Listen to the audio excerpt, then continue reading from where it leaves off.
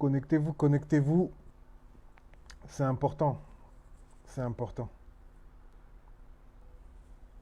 Donc dès que vous êtes 200 là, on commence.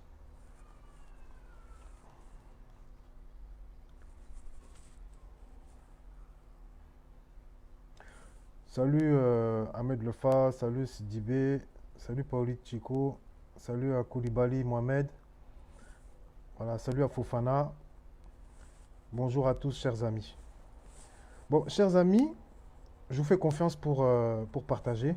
Chers frères camerounais, vous qui me connaissez, partagez aussi. Et puis, chers frères ivoiriens, c'est beaucoup à vous que je vais m'adresser aujourd'hui. Parce que quand il y a certaines vérités à dire, il faut les dire. Voilà. Donc, sans plus attendre, je vais commencer. Je m'appelle Dreboni, parce qu'il y a Sarah Koulibaly qui demande qui je suis. Je m'appelle Dreboni, je suis membre du MPA, mais je suis membre originel de la Josie Gang.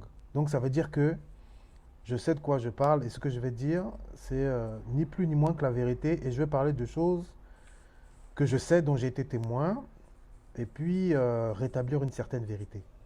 Bon, comme vous le savez, chers amis, il y a eu un peu de rififi, il y a eu certaines vidéos où des choses ont été dites. Et comme je suis témoin vivant, bah, il faut que je dise la vérité. Parce que si je ne dis pas la vérité, j'aurai du mal à me regarder demain dans la glace. Voilà. Moi, vous me connaissez, André Boni, je suis quelqu'un qui a toujours été un peu mesuré dans mes propos. Je suis quelqu'un dont la réputation est celle d'un homme calme, posé. Je ne suis pas parfait, mais je suis quelqu'un de calme, posé. Et ce que je dis, c'est ce que j'ai vu, c'est ce dont j'ai été témoin, et je dis toujours ce qui est vrai.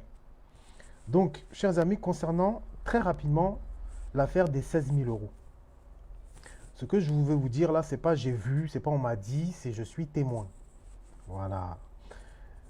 J'ai été, comme vous le savez, de la délégation du MPA où nous nous sommes rendus au Palais des Congrès à Montreuil pour la rentrée du parti du RHDP. Voilà. Et donc, à cette occasion, il y a eu une affaire de 16 000 euros. Et certaines personnes ont dit que Johnny aurait reçu 16 000 euros en signe de reconnaissance, ou en tout cas qu'il aurait reçu 16 000 euros par rapport à sa participation. Chers amis, non seulement c'est faux, mais je vais vous dire exactement ce qu'il en est. Johnny s'est engagé, alors écoutez-moi bien, Johnny, avant d'aller au Palais des Congrès, il s'était engagé auprès de plusieurs personnes pour que ces personnes-là puissent venir au Congrès, être logées et aussi qu'on puisse aussi leur permettre de se déplacer. Et Johnny s'est engagé sur son honneur pour que tous les gens qui étaient prévus puissent venir. Et c'est parce qu'il s'est engagé que le RHDP a dit que bon, ok, ils vont débloquer un budget. Attention, le mot est important, un budget pour que toutes les personnes qui sont censées venir à Montreuil puissent être là. Et ce budget de 16 000 euros, c'est pas ils ont pris l'argent et qu'ils l'ont donné en main propre à Johnny. Non. Ils ont mis l'argent et ceux qui ont géré cet argent, c'est Diaby Vassiliki et Diaby Dilam, dit Snake. C'est-à-dire que quand Johnny, par exemple, disait qu'on débloque tant pour telle personne, c'était soit Diaby Vassiliki ou soit Snake qui effectuait ce qu'on appelle les Western Union ou les transferts pour que les gens puissent se déplacer. Voilà, ça c'est très important. Donc ça veut dire qu'à un moment donné, cet argent-là, c'était Johnny qui contrôlait cet argent et qui donnait le OK pour qu'on débloque telle ou telle somme pour que les uns et les autres puissent se déplacer et puissent être hébergés. D'ailleurs, les différents pays, les différentes délégations, il y a eu l'Angleterre. C'est-à-dire que dans les 16 000 euros, il a fallu que la délégation d'Angleterre puisse se déplacer. C'est un quart. Il y a eu la délégation d'Espagne. C'est-à-dire qu'il y a le quart plus l'hôtel qui a été payé. Il y a eu, au niveau de Grenoble, vous savez, le petit Boris qui fait les vidéos. Il avait demandé 4 000 euros. Comme on ne pouvait pas lui donner 4 000 euros, on lui a donné 2 000 euros pour qu'il puisse se déplacer. Il y a eu la délégation de Marseille. La délégation de Marseille, eux, carrément, ils ont pris l'argent, ils ne se sont jamais rendus à Paris. C'est-à-dire qu'on leur a donné l'argent, ils ont pris l'argent, ils ne se sont pas déplacés. Il y a eu aussi la délégation du Luxembourg. La délégation du Luxembourg, il y avait Cadiz Herbo et toute sa famille. Il y a eu le car plus l'hôtel. Plus l'hôtel. Et tout ça là, tous les Western Union qui ont été faits, ils n'ont pas été faits avec le nom de Johnny Pacheco. C'est Djaby Djilam, Disney, qui a fait certains Western Union. Djaby Vassili qui a fait d'autres Western Union. Il n'y a aucun Western Union qui s'est fait au nom de Johnny Pacheco. Johnny Pacheco, si vous voulez, c'était le gérant. C'est-à-dire que c'est lui qui gérait, c'est lui qui donnait le OK pour que voilà. Donc ça, c'est la première des choses. Parce qu'on veut vous faire croire que les 16 000 euros, si on a donné 16 000 euros en cash dans la main de Johnny, non. C'est un état sérieux. C'est-à-dire que le RH... Et c'est d'ailleurs là où j'ai vu que le RHDP, c'est pas le Cameroun. Parce que si c'était le Cameroun, avec Paul Biya, il distribue les mallettes d'argent aux sardinards. Là, le RHDP a fait les choses bien. Il y a eu un budget. Et puis, Johnny n'était pas seul à gérer le budget. C'était lui qui commandait le budget. Mais celui qui distribuait, qui faisait les Western Union, ce n'était pas Johnny. C'est lui qui donnait le OK. C'est lui qui donnait le OK. Donc, quand j'ai entendu que Johnny a reçu 16 000 euros qu'il a bouffé, ça m'a fait mal. Parce que moi, je sais que c'est faux. Et je suis témoin. En plus de ça, Johnny, dans son honnêteté, dans sa transparence, vous savez ce qu'il a fait? J'ai été convoqué dans la chambre d'hôtel avec Philly Babou. Johnny nous a convoqués dans la chambre d'hôtel en disant voilà combien a été donné, voilà ce qui est parti là-bas, voilà ce qui est parti là-bas, voilà ce qui est parti là-bas. En plus, non seulement Johnny a géré tout ce qu'il a eu à gérer avec les 16 000, mais je veux vous dire une chose, les 16 000 euros là, ça a même été insuffisant. Parce qu'à la fin, il était même à court d'argent. Parce que vous savez, des fois, vous avez un budget, des fois, ça dépasse. Ce qui veut dire que quand Johnny a dû rentrer en Finlande, il n'avait plus une thune. C'est-à-dire qu'il a été obligé de demander, il a été obligé de quémander de l'argent pour qu'on lui paye son billet d'avion. Parce que parmi les 16 000 euros là, il n'y avait déjà plus rien. C'est important à savoir. C'est important à savoir. C'est-à-dire qu'on a dû rajouter parce qu'il n'y avait plus rien. Parce que tout l'argent est parti dans ce quoi ça devait partir. Ce qui fait que Johnny a dû demander une rallonge pour qu'il puisse rentrer chez lui à la maison. Parce qu'il n'y avait plus d'argent, même pour son billet d'avion.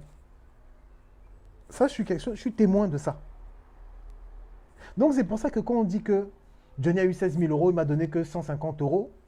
Mais attendez, c'est un budget. C'est pour ça qu'en Afrique, c'est important de savoir que quand on te donne un budget, on ne te donne pas de l'argent pour tes poches. Un budget, c'est de l'argent à gérer. Et Johnny, quand il a eu l'argent, il savait très bien que cet argent-là, il ne pouvait pas faire n'importe quoi avec. Parce que quand un parti, ou les gens d'un parti te donnent de l'argent, si tu ne sais pas le gérer, ils vont te regarder. Ils vont te regarder comme ça. Ah, on lui a donné tant, il a bouffé. Et ça va démontrer que tu n'es pas quelqu'un de fiable, tu n'es pas quelqu'un de confiance. C'est pour ça que Johnny, quand il a reçu l'argent, il avait à cœur de faire les choses bien. Pour démontrer que lui, quand on lui donne un budget, il est attentif au budget et il veille à ce que l'argent soit très bien réparti. Parce que c'est ça qu'on a dénoncé dans nos vidéos. C'est ça qu'on a dénoncé dans nos vidéos, que certains États dilapidaient l'argent du peuple, etc., etc. Tu ne peux pas faire des vidéos où tu dis que l'État gaspille l'argent du peuple, qu'on bouffe l'argent du peuple, et puis toi, on te donne un petit budget, et puis tu n'es pas capable de régler le budget, là. Donc, Johnny, justement, il avait à cœur que la première fois qu'on lui confie quelque chose, il se montre à la hauteur. Ça, c'est la première des choses. Seconde chose, à l'époque où Johnny venait à Paris, à l'époque, à l'ancienne, moi, Johnny, j'étais toujours avec Johnny. Même quand Johnny, à l'époque, il n'avait pas d'argent, c'est lui qui, quand on allait dans les maquis, moi, je ne connaissais pas c'est avec les Ivoiriens que j'ai découvert les histoires de maquis. Moi, je ne connaissais pas les maquis. Mais quand on allait dans les maquis, ou quand on allait en boîte pour s'amuser, c'est toujours Johnny qui payait. Et à cette époque-là, Johnny était financé par personne. Donc, c'est toujours Johnny qui payait. C'est toujours Johnny qui mettait les bouteilles, qui payait, tout ça, l'argent, les trucs. Donc, imaginez que si Johnny avait reçu 16 000 euros pour lui seul, si Johnny avait reçu 16 000 euros pour lui seul, vous pensez que Johnny il reçoit 16 000 euros et puis il va te donner 100 euros, 150 euros? Alors qu'à l'époque où il n'avait pas, il distribuait. Johnny, c'est pas quelqu'un qui est pingre avec l'argent. Moi, je suis témoin. Je suis témoin de ça. Johnny, c'est pas quelqu'un qui est pingre avec l'argent. Mais sauf que les 16 000 euros, c'était pas son argent. Les 16 000 euros, c'était pas son argent. Il n'a pas confondu budget et argent personnel. Parce que vous savez, on est tous des Africains, hein, on se connaît. Souvent, les Africains, tu leur donnes un budget de 16 000 euros, peut-être il va mettre 6 000 dans sa poche, 5 ou 6 000 dans sa poche, hop, il va couper, et avec le reste, il va travailler. Nous, les Camerounais, enfin l'État camerounais, pardon, il est champion du monde. C'est-à-dire que dès qu'il y a un budget, ce qu'on appelle, soit ils font la surfacturation, ou soit ils prennent une partie, ils bouffent. Mais Johnny, il n'est pas comme ça. Donc c'est pour ça que ça m'a fait mal, je ne pouvais pas laisser un mensonge alors que je suis témoin. Parce que vu que je suis témoin, j'étais là, si je ne parlais pas, bah, c'est comme si j'étais complice du mensonge. Or, moi, j'aime bien avoir la conscience tranquille, devant Dieu, devant les hommes. Moi, je suis quelqu'un, je crains beaucoup Dieu. Donc si je suis témoin d'une vérité, je ne peux pas dire que non, ce n'est pas la vérité. Je suis témoin d'une vérité, je ne peux pas dire que ce n'est pas la vérité. Une autre vérité. Parce que dans la vie, même par rapport aux gens qui t'attaquent, s'il y a une contre-vérité, Philly, quand il y a eu le problème de Johnny, là, où il y a eu l'émeute, parce que ce qu'il faut savoir, c'est que quand Johnny est venu à Montreuil, il a pris la parole, et à la fin, il y a eu une émeute, parce que quand Johnny est parti, tout le monde voulait une photo avec Johnny, tout le monde voulait un autographe de Johnny, donc il y a eu une émeute. Et il y a une vérité, c'est que Philly Babo a créé un cordon, pas seul, hein, avec les autres. Il a créé un cordon et il m'a dit Dre Boni, passe. Moi-même, ça m'a étonné. J'ai vu que Philly Babo, vraiment, là-dessus, il est fort. Il a créé un cordon pour permettre aux accompagnateurs, à ceux qui sont là, de passer. Ça, c'est une vérité que j'étais quand même obligé de dire, de reconnaître. Parce que moi, je n'ai pas de problème pour dire ce qui est. Hein. Voilà. Quand c'est bon, il faut dire c'est bon. Donc, Philly a aidé à ce qu'on puisse être dégagé parce que la sécurité était débordée. Ça, c'est une vérité aussi. La sécurité est débordée. Donc, il a fallu que les uns et les autres mettent la main à la pâte. Moi, je n'ai pas le physique pour mettre la... Moi, je ne suis pas un gaillard comme... Voilà. Mais, Philly a participé à ça, c'est vrai. Maintenant, là où je ne suis pas d'accord avec Philly, et là où Philly m'a quand même déçu, c'est sur 2-3 points. Le premier point, vous savez, mais moi, sauf que la différence, c'est que moi, je suis fidèle en amitié. Moi, je suis très fidèle en amitié. Quand Philly avait fait sa vidéo à l'époque, pour l'affaire de 200 000 euros, moi, j'ai dit à Philly, mais Philly, quand tu as un problème avec quelqu'un, pourquoi tu ne l'appelles pas? Pourquoi tu fais une vidéo pour parler de quelque chose, alors que finalement, tu as parlé à Johnny, Johnny t'a expliqué, et tu as vu que tu as fait ta vidéo pour rien. Mais c'est pas ça. Ça, à la limite, c'est entre Johnny et Philly. Je me suis pas, vous savez, moi, je me suis pas trop mêlé de cette affaire-là. Même si j'étais pas d'accord avec la vidéo de Philly, je me suis pas mêlé. Par contre, dans sa vidéo, Philly a dit mon nom.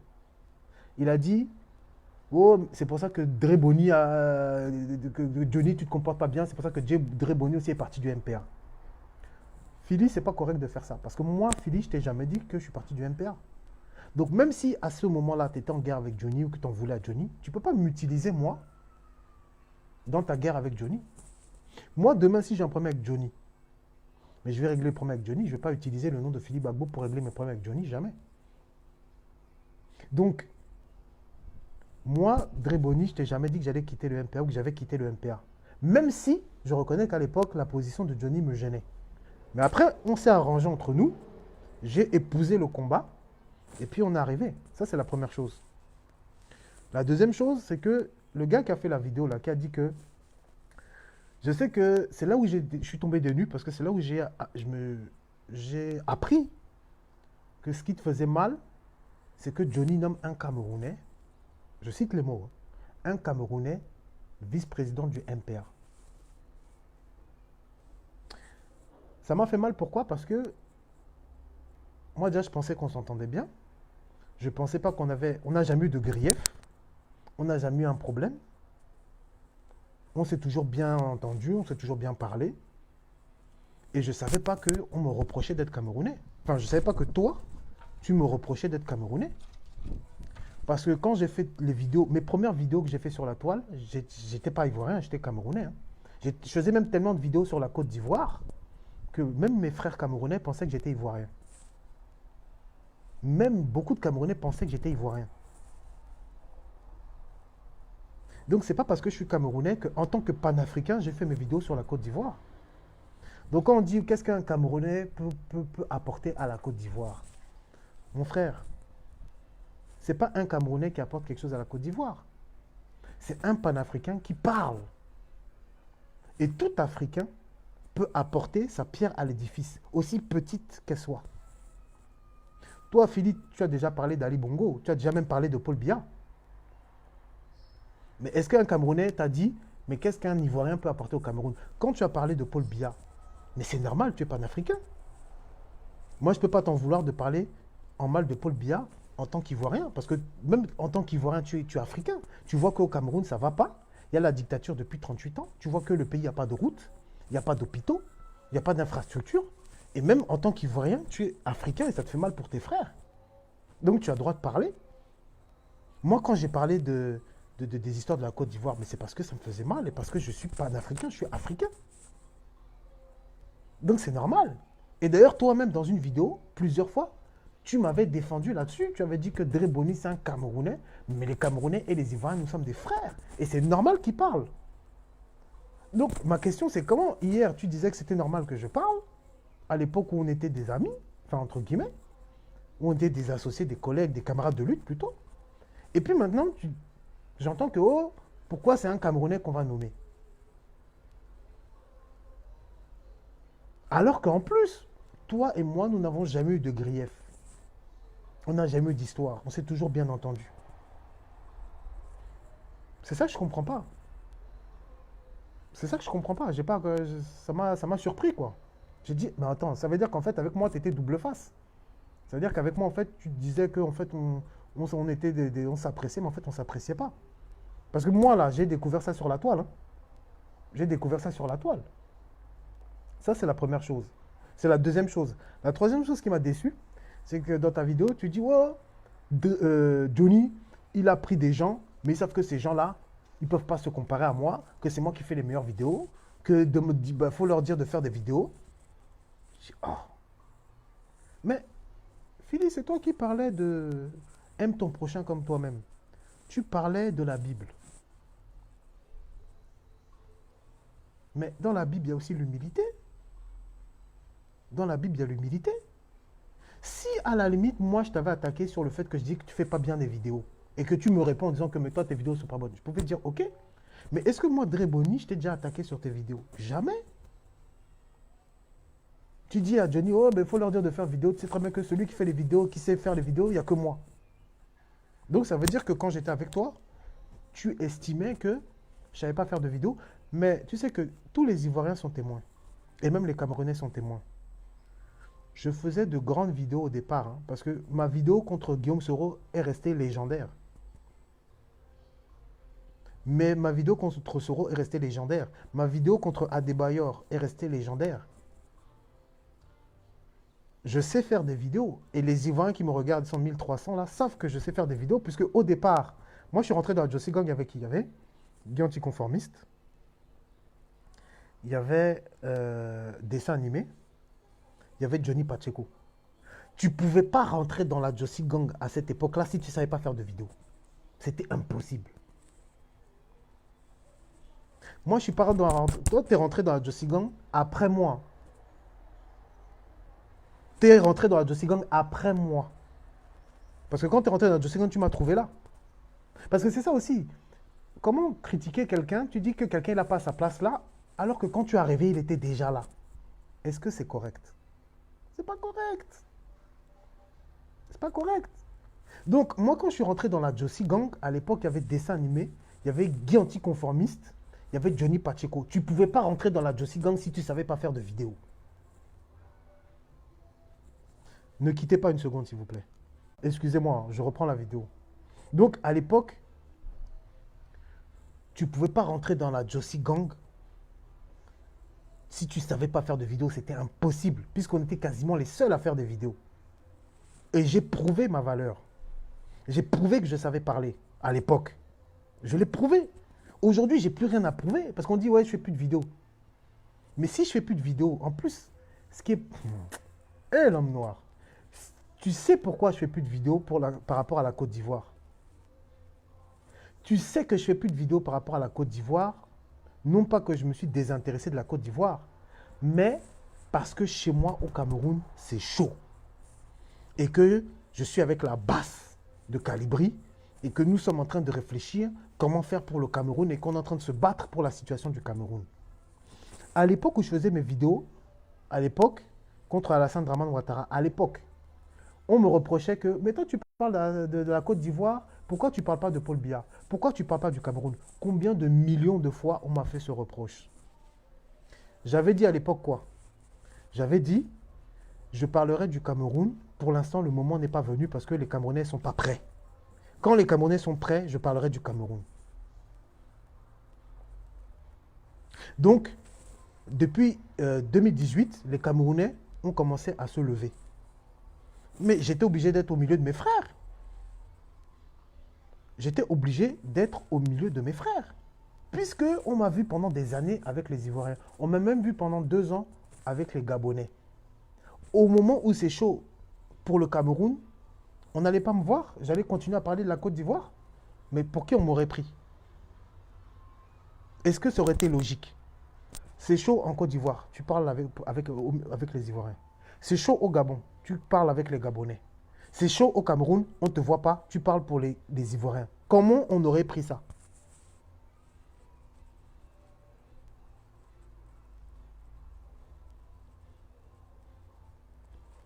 Hein? Comment on aurait pris ça? Laissez les histoires de tes artistes, tu ne peux pas parler. Comment il s'appelle? Il y a plein d'artistes, ils ont parlé. Bob Marley, c'était un artiste, il parlait. Il y a des artistes là, comment ils s'appellent? Comment ils s'appellent? Serge Kassi, c'est un artiste. Il a parlé Côte d'Ivoire, il a parlé des histoires de la politique, vous ne l'avez rien dit. Donc pourquoi si Serge Kassi peut parler des histoires de la politique alors que c'est un artiste, moi je ne peux pas parler? Excusez-moi. Donc, chers amis, un artiste, c'est pas parce que je suis artiste que ça ne veut pas dire que je suis africain. Je suis artiste, oui. Mais un artiste, c'est un citoyen. Un artiste, c'est un homme. Donc un artiste aussi, il a ses idées. Un artiste aussi, il a ses avis. Un artiste aussi, il a ses convictions. Donc un artiste aussi doit parler. Donc c'est ça. Donc, chers amis, je ne vais pas être long, hein. J'aimerais dire juste une chose, très simple. Quand moi j'aime régler le linge sale en famille, j'aime régler le linge sale en famille. Si Philly, le fait que je sois camerounais, ça t'avait dérangé au niveau du MPA, il fallait me le dire. Tu serais venu me voir, on en aurait parlé en inbox, et puis voilà. Mais ça me fait mal d'avoir appris ça de la part d'une tierce personne. Ça, c'est dommage. On ne fait pas ça aux gens, mon frère. On ne fait pas ça aux gens. Ça, c'est la première chose. De deux, tu m'as trouvé dans la Josie Gang. Donc, je sais faire des vidéos. Donc, c'est dommage que tu me sous-estimes. Moi, je n'ai jamais sous-estimé tes vidéos. Mais c'est dommage que toi, tu me sous-estimes. Parce que je sais faire des vidéos. Si aujourd'hui, je dois me lever et faire une vidéo pour attaquer, je sais le faire.